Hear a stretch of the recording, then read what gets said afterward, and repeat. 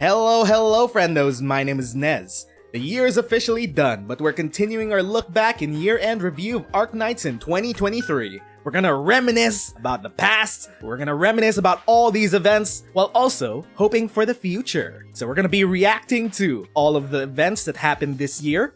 Not a lot of people, in hindsight, pulled for Chobai because we already knew. We already knew from foresight with CN that one of the most impactful operators of all time was going to come in the Monster Hunter collab, a Flurry to the Flame. If you didn't pull for Texas, you definitely had to pull for Yato. These two completely warped the way Arknights is currently played now, changed it from a tower defense game to a tower offense game. During this event, I didn't actually get to read the Monster Hunter story. I completely forgot about it. All I did was the stages. We had our Rathalos fighting stream. I remember that. We spent like an hour fighting EX Rathalos. I remember you friendos helping out with that. I think Monster Hunter players had an easier time dealing with Rathalos just because you had to fight him in the exact same way that you fight Rathalos in Monster Hunter. You stun them out of the air, you cut off their tail, and then you beat on them when they're stunned. I didn't really notice that he had millions of HP.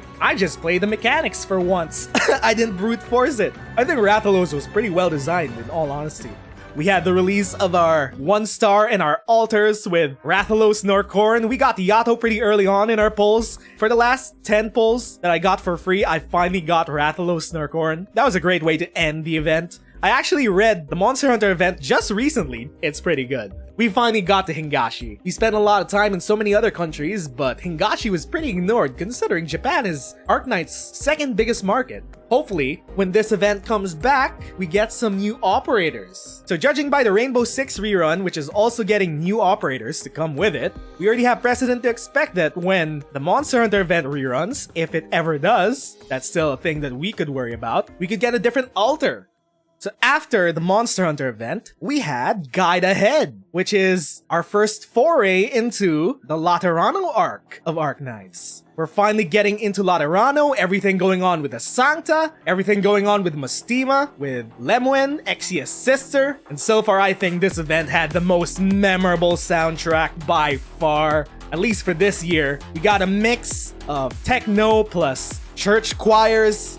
We got our welfare operator in what's his face, the Sancta, who's taking care of this little girl. This little girl became a new saintess. Yeah, we got Enforcer, we got the premiere of Kazemaru, but more importantly, we got the premiere of our first non-limited 6-star AoE sniper in Fiametta, who does a shit ton of damage. Unfortunately, Fiametta suffered as a victim banner because we got so many great banners this year. The Laterano event was the beginning of many things. We continued it off currently with Executor's event. It's gonna splinter off into Lathanian when we get to Arturia's banner for her own event. So far, once again, Arknights expanding its storytelling, not just in a vertical way, in a linear way with its stories, but in a horizontal way. Many different events have splintered off into different plot lines. For those that don't remember, the Laterano event didn't actually start with Guide Ahead. It started all the way back with Code of Brawl. Because Code of Brawl is when we got first introduced to Mustima, and Code of Brawl splintered off into Il Syracusano and splintered off into Guide Ahead. So a lot of the very early events in Arknights splintered off and created branching pathways of storytelling for Terra, which is what I appreciate the most about the world building in Arknights. We got world building between the Sancta, especially with the Sarkaz, continuing off into Executor's event.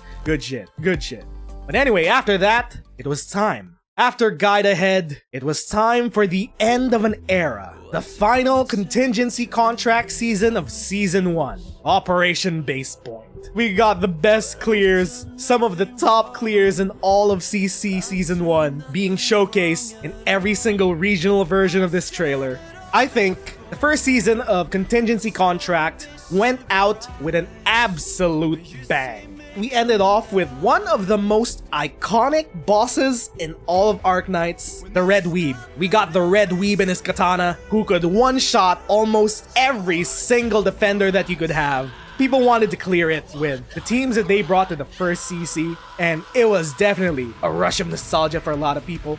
I definitely think Red Reed is going down as one of the best bosses in Arknights history, just because of how hyped this event was and the things he had to do to stop his ass, the different kinds of strats that you could come up with to stall him, to DPS him down. It definitely pushed CC to the limits. It was a very memorable season finale for CC. It will go down in the books as one of the best events in all of Arknights. It was the end of an era.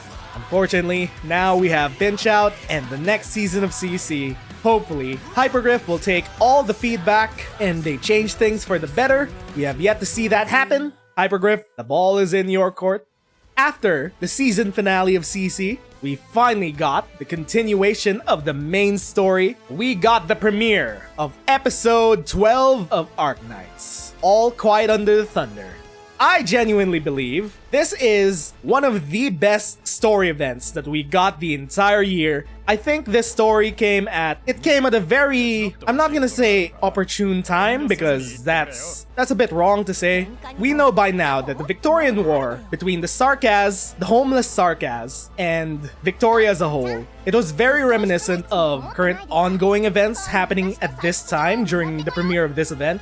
Innes was definitely a star of the show, but I think the subplot between Siege and the rest, especially all the subplot between the Sarkaz and the idea of a home to return to, the idea of an endless cycle of hatred, I think this event came at the best and worst time, especially considering ongoing events that started this part of the year, with the genocide happening in Palestine right now, with the IDF and the state of Israel committing an ongoing ethnic cleansing and genocide in Palestine, and it came at this chapter, it mirrored a lot of things that was going on in real life and still is going on, so it definitely had much bigger impact than I think Hypergriff intended it to have, because it was a very humanistic event. Like I've always said that Arknights is a very political game. It felt very real, and I think it was a very poignant moment in Arknights as a game, just because of the unique circumstances around the time that it came out. It's moving Arknights forward in very interesting ways.